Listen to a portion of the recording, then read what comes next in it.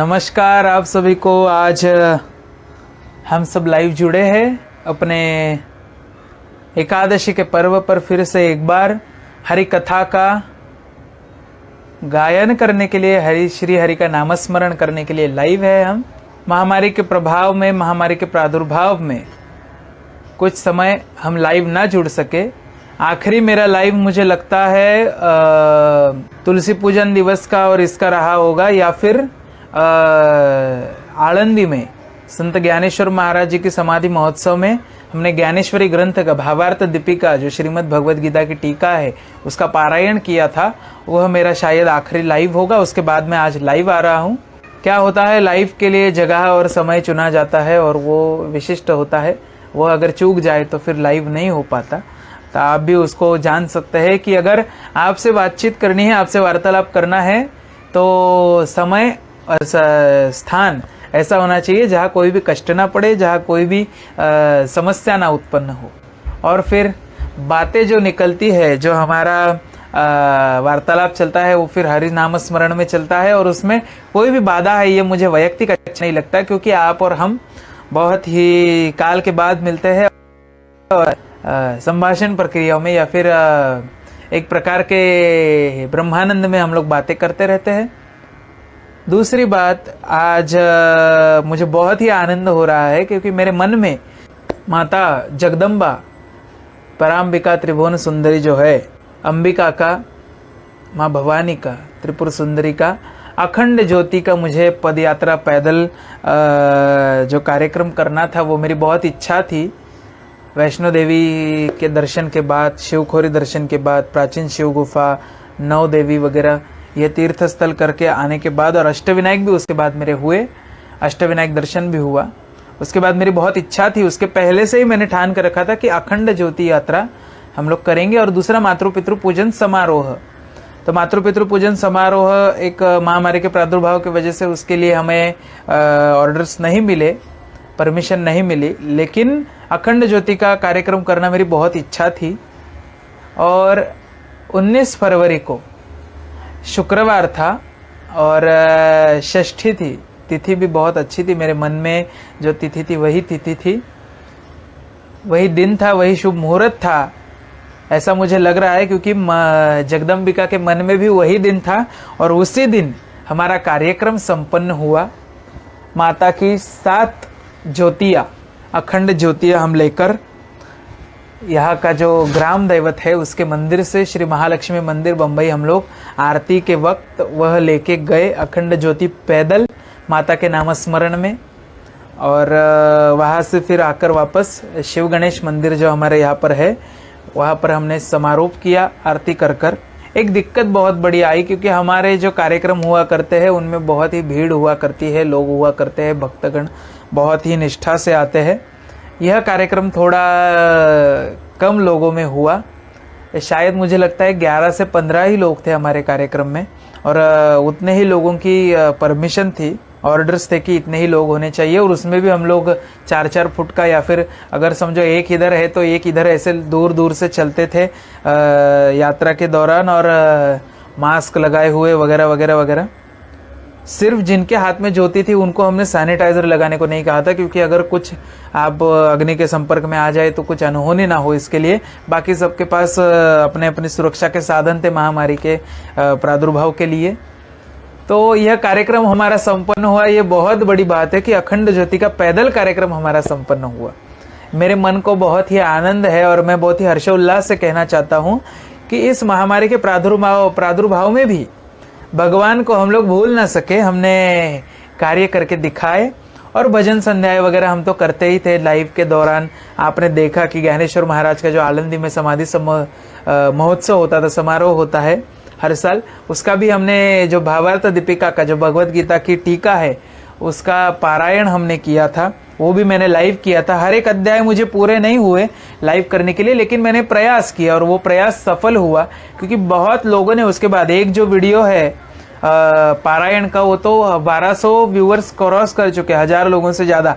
तो मुझे कम से कम 100-150 फ़ोन कॉल्स ही आए और 50-60 मैसेज आए कि बाबा ऐसे ऐसे है कि आपका ये जो उपक्रम था, आपने जो पारायण लाइव किया तो हमें बहुत अच्छा लगा वगैरह वगैरह। कई लोगों से सुझाव भी आए कि आप लाइव के दौरान योग क्रियाएं दिखाए जाए, प्रवचन किए जाए या फिर कुछ अलग किए जाए। क्या है, मेरे लेखन का काम होता है, अलग भी काम होते हैं, इसके वजह से क्या होता है मुझे लाइव के माध्यम से ज़्यादा जुड़ना शक्य नहीं होता है, सफल नहीं हो पाता वो लाइव।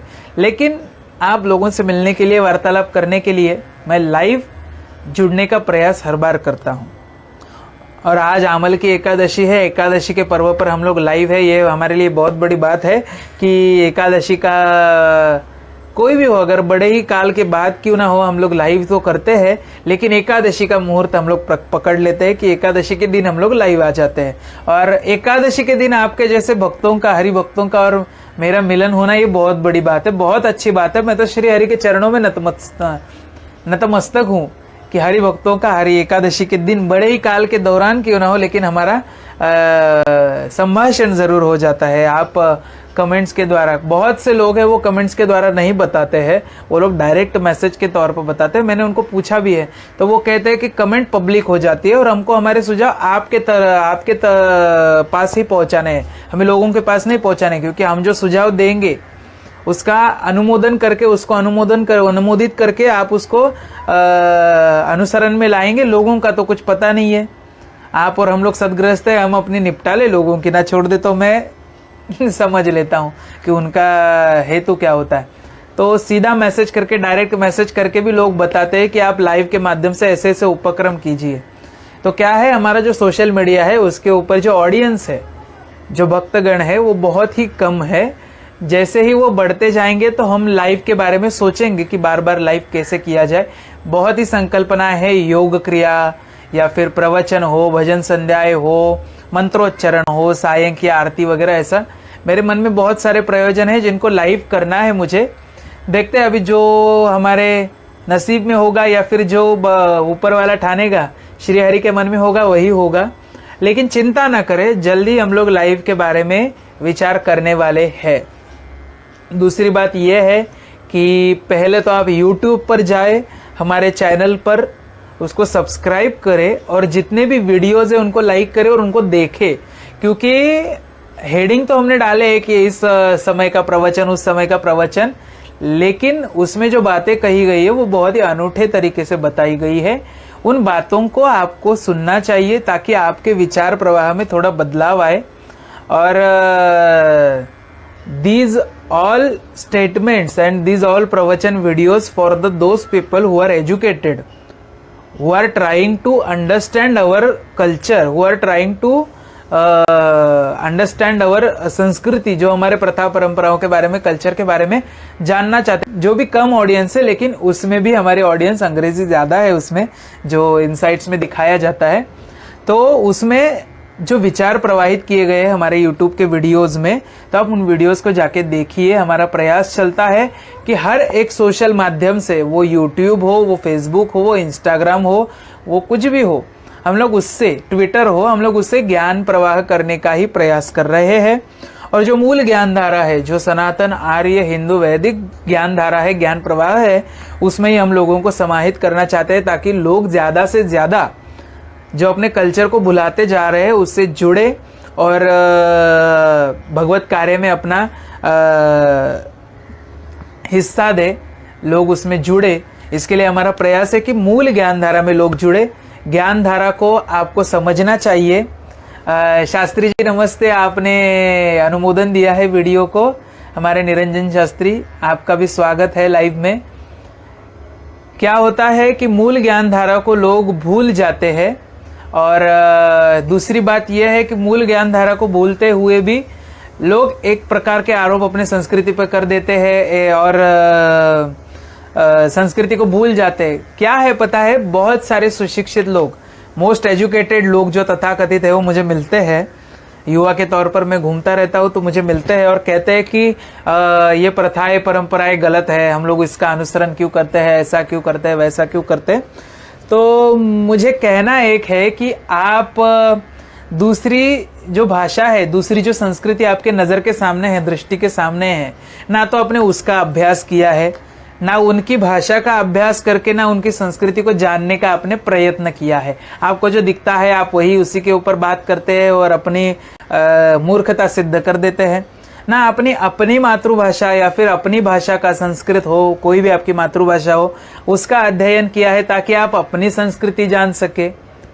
ना हम हमारी संस्कृति के बारे में जानते हैं ना उनकी संस्कृति के बारे में जानते हैं, लेकिन श्रेष्ठता तो हमें उनकी ही संस्कृति की गानी है और हमारी संस्कृति तो गलत है। तो ये बात गलत है। आप पहले पूरी तरह से संस्कृति का, कल्चर का, प्रथा परंपराओं का अभ्यास कीजिए और उसके बाद आप जो भी बातें हैं उनका अनुसरण कीजिए, फिर आपके विचार प्रकट कीजिए। और विचार प्रकट करने के लिए एक व्यासपीठ लगती है, एक अधिकार लगता है, तो उसके बारे में आप जानिए कि अधिकार कैसे प्राप्त करें, अधिकारी बनने के लिए हमें क्या यत्न करने पड़ेंगे, अगर शुद्ध हिंदी में कहा जाए, मुहावरा यूज किया जाए तो कितने पापड़ बेलने पड़ेंगे ज्ञान को प्राप्त करने के लिए और ज्ञानी बनने के लिए। देखो सबके पास ज्ञान है लेकिन वो ज्ञानी नहीं बन पाते। हर एक ज्ञानी है लेकिन वो श्रेष्ठ वक्ता और अधिकारी नहीं बन पाते। तो आपको अपनी अपनी लेवल, अपना जो एक लेवल है उसको आपको बढ़ाना है। वह लेवल आपको एक लेवल अप करना है, अंग्रेजी में हम कहे तो सभी से विनती है कि आज अमल की एकादशी है, हरि के नामस्मरण में गुंग रहिए और श्री हरि का नामस्मरण कीजिए। लाइव के माध्यम से हम लोग जुड़े हैं आज बहुत ही दिनों के बाद, तो सभी को प्रणाम फिर से एक बार। और लाइव के दौरान हम लोग भाई बहुत ही सुझाव आ रहे हैं डायरेक्ट मैसेज करके। ऑडियंस कम है लेकिन लोग डायरेक्ट मैसेज करते हैं। तो मेरी लोगों को विनती है, मुझे लोगों ने जो सुझाव दिए उन सभी को और आप सभी को विनती है कि पूरे सोशल मीडिया पे हमारे जितने प्लेटफॉर्म है उन पे जाके पहले फॉलो और सब्सक्राइब वगैरह कीजिए, ताकि उस सोशल माध्यम से हम लोग आप तक ज्ञान की बातें पहुंचा सके। यहीं पर आज का लाइव खत्म कर देते हैं और अमल की एकादशी की आप सभी को बहुत बहुत शुभकामनाएं। श्री हरि आप सभी पर कृपा बरसाए रखे और आप अपने भक्ति के कार्य में और एक पड़ाव पार करें और आप हमेशा खुश रहे, हरि के नामस्मरण में रहे, आनंद में रहे और बाकी कुछ नहीं। यहीं पर आज हमारा लाइव समाप्त होता है, खलास होता है। मैं हिंदी में बोलने वाला था ताकि बम्बई में रहता हूँ तो थोड़ी बम्बईया भाषा बीच में आ जाती है, तो समाप्त करना चाहते हैं। शुद्ध हिंदी का प्रयोग थोड़ा कम होता है दैनंदिन जीवन में। आप सभी को प्रणाम, आप सभी खुश रहे, हरि के नामस्मरण में गुंग रहे, ब्रह्मानंद में तल्लीन रहे और लोगों को ज्ञान प्रवाह में समाहित करे। यही तो मेरी विनती है। नमस्कार, राम कृष्ण हरि।